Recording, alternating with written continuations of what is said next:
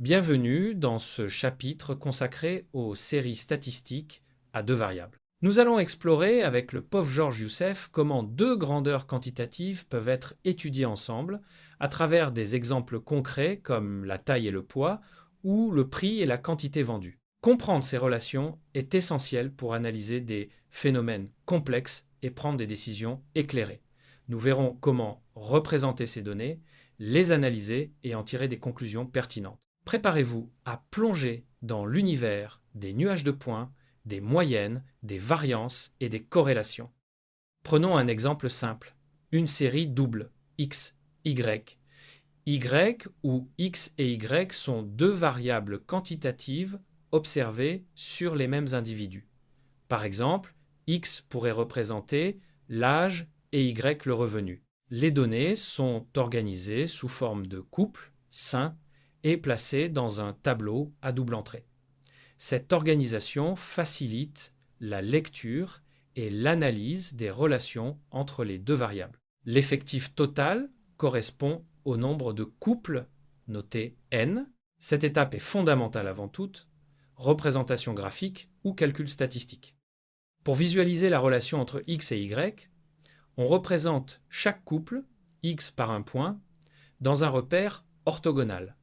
L'ensemble de ces points forme ce qu'on appelle un nuage de points. Cette représentation graphique permet de détecter rapidement s'il existe une tendance ou une liaison entre les deux variables.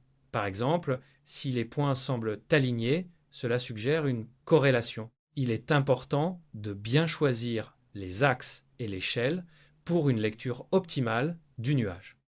Le point moyen G d'un nuage de points est un repère clé pour l'analyse. Il a pour coordonnées les moyennes des x et des y. Ce point résume la tendance centrale du nuage et sert de référence pour tracer des droites de régression. Pour le calculer, on additionne toutes les valeurs de x et de y, puis on divise chacune par le nombre total de couples. Placer G sur le graphique permet de mieux visualiser la distribution des données autour de cette moyenne. La variance mesure la dispersion des valeurs autour de la moyenne. Plus la variance est grande, plus les valeurs sont dispersées. L'écart type, qui est la racine carrée de la variance, donne une idée de l'écart moyen par rapport à la moyenne. Ces deux indicateurs sont essentiels pour comprendre la structure des données et comparer la variabilité de différentes séries.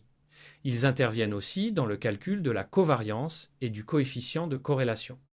La covariance généralise la notion de variance à deux variables. Elle mesure si x et y varient dans le même sens ou en sens opposé. Une covariance positive indique que les deux variables évoluent ensemble, tandis qu'une covariance négative signifie qu'elles évoluent en sens contraire. Le calcul de la covariance repose sur la moyenne des produits des écarts à la moyenne pour chaque couple 5 à ligue. C'est une étape clé avant de déterminer la corrélation. Le coefficient de corrélation linéaire, noté R, permet de mesurer l'intensité de la liaison linéaire entre x et y. Sa valeur est comprise entre -1 et 1. Un R proche de 1 indique une forte corrélation positive, proche de moins une forte corrélation négative, et proche de 0 une absence de corrélation linéaire. Ce coefficient est fondamental pour juger de la pertinence d'un ajustement linéaire et pour interpréter la relation entre les variables. Lorsque le nuage de points présente une direction privilégiée, on cherche à ajuster une droite qui passe au plus près des points. Cette droite, appelée droite de régression, permet de modéliser la relation entre x et y. L'ajustement linéaire est justifié si la corrélation est forte. On distingue la droite de régression de y en x et celle de x en y, selon la variable que l'on souhaite prédire. La méthode des moindres carrés est utilisée pour déterminer la meilleure droite de régression.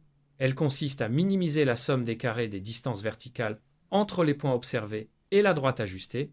Les coefficients de la droite A et B sont calculés à partir des moyennes, variance et covariance des variables. Cette méthode garantit une solution unique et optimale pour l'ajustement linéaire. Prenons une série double.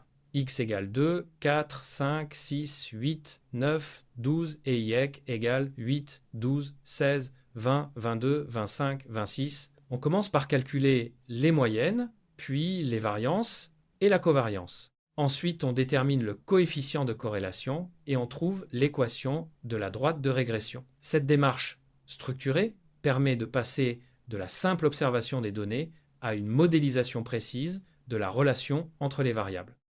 Le coefficient de corrélation linéaire R permet d'interpréter la force et le sens de la relation entre X et Y. Si R est proche de 1 ou de moins 1, la corrélation est forte et l'ajustement linéaire est pertinent. Si R est proche de 0, il n'y a pas de liaison linéaire significative. Cette interprétation guide le choix du modèle à utiliser pour faire des prévisions ou des analyses plus poussées. Une fois la droite de régression déterminée, on peut l'utiliser pour faire des prévisions. Par exemple, estimer la demande pour un prix donné ou le bénéfice pour une année future. Il suffit d'insérer la valeur de la variable indépendante dans l'équation de la droite. Cette méthode est très utilisée en économie, gestion, sciences sociales et bien d'autres domaines. Considérons un exemple réel, le bénéfice annuel d'un bureau de service sur plusieurs années.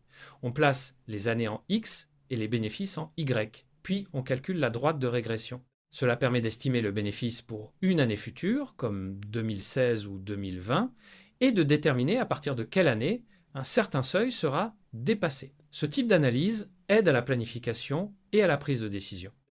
Parfois, le nuage de points ne présente pas de direction rectiligne. Dans ce cas, un ajustement linéaire n'est pas pertinent. Il peut être nécessaire d'envisager d'autres types de modèles, comme des ajustements polynomiaux ou exponentiels. L'analyse visuelle du nuage de points est donc essentielle avant de choisir la méthode d'ajustement. Pour conclure, l'étude des séries statistiques à deux variables permet de mieux comprendre les relations entre grandeurs et de faire des prévisions fiables. Il est important de toujours commencer par une représentation graphique, de calculer les indicateurs clés, moyenne, variance, covariance, corrélation, et de choisir le modèle d'ajustement adapté. N'oubliez pas de vérifier la pertinence de l'ajustement avant d'utiliser la droite de régression pour des prévisions.